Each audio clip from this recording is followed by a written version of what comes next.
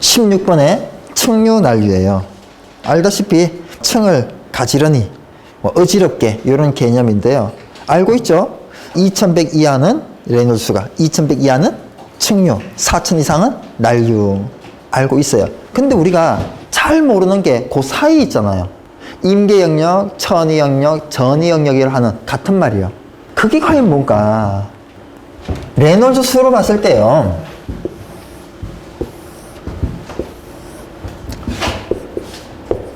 레놀즈 수로 봤을 때 이게 이제 0이에요. 2100입니다. 4000이에요. 무한대죠? 이 부분은 뭐의 영역이에요? 이 부분은? 난류죠? 이 부분은 뭐예요? 층류입니다.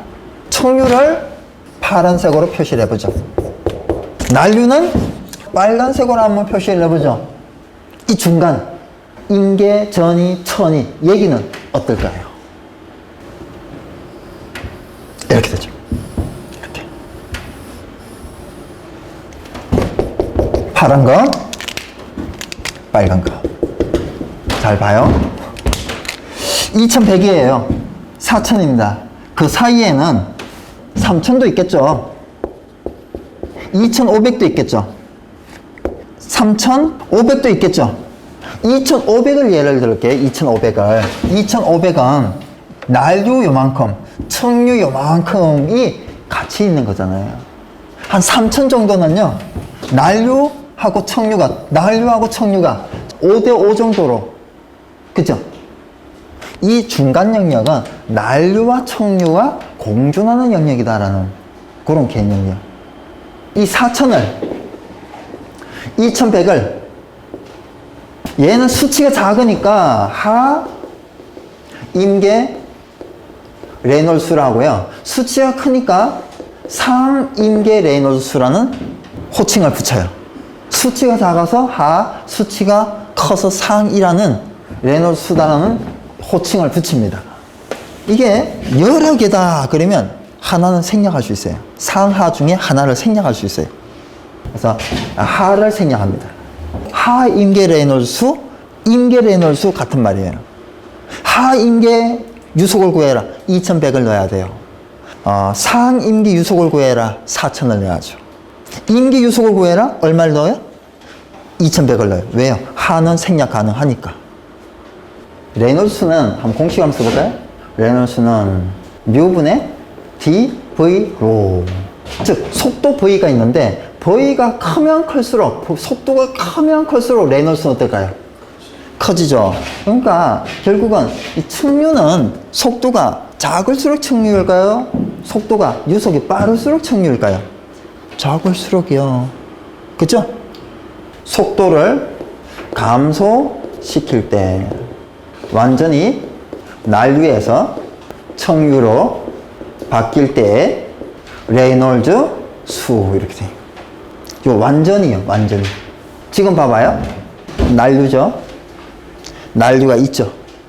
아직도 난류가 있죠. 완전히 층류로 바뀔 때는 얼마예요? 2100이죠. 자, 이제 반대로 속도를 어떻게 해요?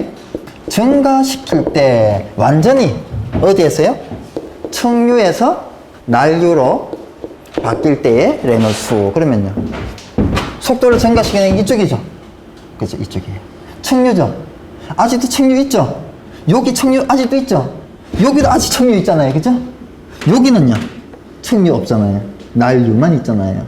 완전히 난류됐잖아요. 얼마죠? 4000이죠. 그래서 이게 완전히를 붙여버리게 되면, 이게 혼동이 안 돼요. 공식은 외우셔야 돼요. 뮤분의 dv로, 뮤분의 dv. 즉, 점도분의 내경 곱하기 속도 곱하기 밀도. 동점도분의 내경 곱하기 속도. 그죠? 연속 방정식과 베르누이 방정식인데요. 연속 방정식은 질량 보존의 법칙이다. 연속 방정식은 유량 일정의 법칙이에요. 근데 유량은 최적 유량이 있고 질량 유량이 있고 중량 유량이 있어요. 단위를 한번 써볼게요. 세제곱미터 퍼 세크, 킬로그램 퍼 세크, 킬로그램 폴서 퍼 세크인데 이 세제곱미터는 바뀌어요. 온도 압력에 따라서. 질량은요, 안 바뀌어요. 중량은 바뀝니다. 중력, 가속도에 따라서. 그래서 이 세 개 중에 특히 뭐가 일정하다? 뭐가 보존된다? 질량이다. 베르누이 방정식은 뭐가 일정하다? 멸하지 않는다? 에너지 불멸의 법칙이다. 에너지는 같다. 어디에서요? 실제 이상에서요. 이상유체일 때. 우리 베르누이 방정식은 에너지 불멸이다라고 하면서 전수도 일정하다 이렇게 얘기해요. 전수도는 일정하다. 에너지 불멸이다. 에너지하고 수도하고 뭔 관계 있잖아요. 제가 중량 곱하기 뭐가 에너지라고 했어요? 중량 곱하기 수도요. 중량 곱하기 수도가 에너지다. 그래서 위치 에너지 중량 곱하기 위치 수도. 중량 곱하기 속도 수도는 속도 에너지. 중량 곱하기 압력 수도는 압력 에너지. 그래서 전수도 일정하다. 베르누이. 에너지 멸하지 않는데 에너지는 같다. 그러면 에너지가 같은 그림이 뭐게요? 에너지가 다른 그림이 뭐게요? 자, 배관이 있어요. 배관이 있습니다. 배관이. 이렇게. 자, 1번점에서 2번점을 갑니다. 이 배관이 뭐 중간에 이렇게 좁아졌다가 넓어지기도 해요. 이렇게. 또 막 올라갔다가 내려가기도 합니다. 배관이 이렇게 올라갔다가 이렇게 내려가기도 해요. 그래도 1번점에서 2번점을 1번점, 2번점, 3번점 1번점, 2번점, 3번점 뭐 2번점이 여기겠네요. 배관이니까 물이 이렇게 가더라도 이상유체는 그렇다는 얘기예요. 에너지 선을 그리면 에너지 라인을 그리면 에너지 선을 그리면 이렇다는 거예요. 이렇게. 이게 뭐 좁아졌던 넓어졌던 위로 갔던 내려갔던 왜요? 일단은 우리가 위로 올라가면 위치 에너지가 어떻게 돼요? 증가되죠. 그럼 압력은 어떻게 될까요? 위로 올라가면 낮아지죠. 그래서 위치 에너지는 커지는데 압력은 적어지니까 결국은 똑같다고요. 그리고 관이 좁아졌어요. 속도는 빨라지는데 압력은 어때요? 떨어집니다. 그래서 또 똑같아지는 거예요. 그래서 올라가든 내려가든 좁아지든 넓어지든 수도 같고요. 에너지 같고요. 그런 겁니다. 그래서 이상유체는 수평이에요. 근데 실제는 수평이 아니고 이런 일률적인 기울기가 있어요. 근데 이 일률적인 기울기는 고든 직관일 때요. 여기에 막 부속이 있다 그러면 쭉 떨어지다가 약간 더 떨어지죠. 이렇게 부속이 있으니까 부속 마찰, 이 마찰 때문에 이 마찰 델타 H 이거 마찰 손실이거든요. 마찰 손실만큼 계속 떨어지는 거예요. 밑으로. 에너지 손실에 에너지가 멸하는 원인 1번밖에 없지만 마찰입니다. 마찰은 뭐하고 같다? 개념이 전단, 응력. 점성 있어야 뭐가 있어요? 마찰이 있으니까.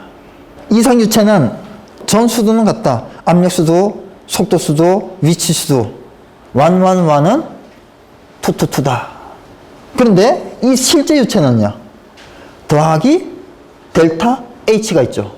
자, 여기는 수두가 50m예요. 전수두가. 여기는 전수두가 45m예요. 그러면 마찰이 얼마라는 거예요? 델타 H가 H2는 H1은 그러면 결국 H1은 H2 더하기 델타 H 맞아요? 2 더하기 뭐예요? 델타 H. 이거 나중에 헷갈려요. 자, 시작점, 나중점이 에너지가 적으니까 마찰 손실이 발생할 거니까 델타 H. 그러면 이 점을 알아요. 이걸 구하래요. 즉 H2를 알아요. H1을 구하래요. H1은요. H2에다가 델타 H를 더해야 그죠? H1이 나오잖아요. 근데 H1을 알아요. H2를 구하래요. 그럼 H2는요.